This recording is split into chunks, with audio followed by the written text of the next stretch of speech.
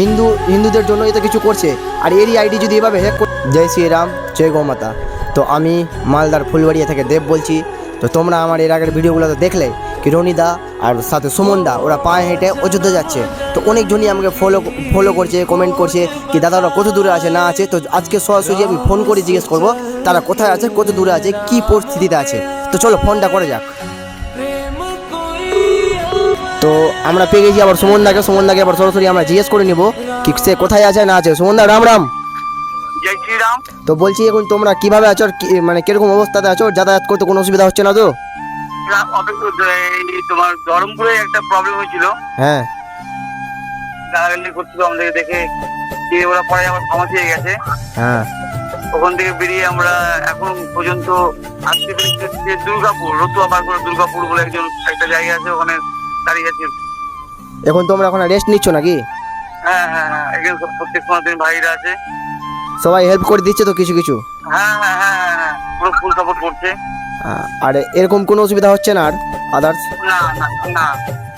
ওটাই আমার অডিয়েন্সরা জানতে চাইছিল, মানে কোথায় আছো তোমরা, কিভাবে আছো, আর মানে কি পরিস্থিতিতে আছো। এইবার আমাদের এখান থেকে নেক্সট টপিক হবে নাকাটি ব্রিজ যাবা না নেক্সট?